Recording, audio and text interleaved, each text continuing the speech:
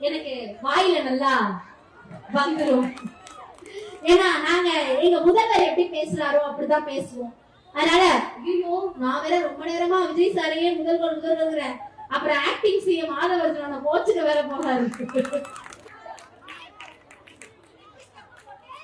தூக்கி அது என்ன ஸ்டெப் தெரியுமா? தமிழ்நாட்டுல இருக்கிற எல்லா திட்டத்தையும் தொழில் திட்டத்தையும் தூக்கி ஆந்திராட்ட தூக்கி போடுறாங்க. ரீல்ஸ் முக்கியம் அமைச்சரே, சரியா? அதனால என்ன கேட்டாரு, அங்க உள்ள போயிட்டு எங்க முதலமைச்சர் போட்டோ வைக்கிற ஜிஎஸ்டி அவர்கிட்ட போய் கேளுங்க. கொரோனா 2 வைரஸ புடிச்சிட்டு போய் உட்கார்ந்து விசாரணை பண்ணிட்டு இருங்க, சரியா? அடுத்து நம்மால யூஎஸ்ஏ ட்ரம்ப் டாக்ஸ் போட்டார்ல, அவர்கிட்ட போய் கேளுங்க. சரிங்க, எம்எஸ்எம்இ விடுங்க. எம்எஸ்எம்இ போச்சுல, நாங்க கொடுத்துட்டு போனோம்லங்க.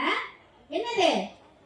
ஏஎம்சிஏ ஏரோநாட்டிக்கல் மிசைல்ஸ் எல்லாம் ரெடி பண்றதுக்காக 15 அண்ணே பொறுமையா இருங்க, வெளில போங்க. 15,000 கோடி ரூபாய் அளவுக்கு ஏஎம்சிஏ பெங்களூர்ல வர இருந்து, நம்மளுடைய தமிழ்நாட்டுல வர இருந்தது, சரியா? அந்த திட்டத்தை எப்படி ஆந்திராக்கார என்ன பண்ணாரு? தொக்கா தூக்கிட்டு போயிட்டார்ல. எங்களுக்கு வாயில நல்லா வருது. எப்படி வாயில நல்லா வருது? ஸ்டிக்கர் ஒட்ட மட்டும் தான் தெரியுமா? ஸ்டிக்கர் ஒட்ட மட்டும் தான் தெரியுமா? நாங்க செஞ்சதுக்கு நீங்க ஸ்டிக்கர் ஒட்ட மட்டும் தான் தெரியுமா? அட்லீஸ்ட் புரிந்துணர்வு ஒப்பந்தம் சைன் பண்ணி வச்சுட்டு காப்பாத்துறதுக்கு துப்பு இருக்கா முதல்வர் அவர்களே? உங்களுக்கு எங்களுக்கு வாயில நல்லா வருது.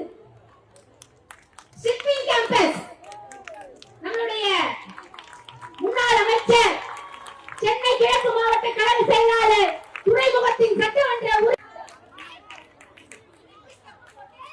தூக்கி அது என்ன ஸ்டெப் தெரியுமா?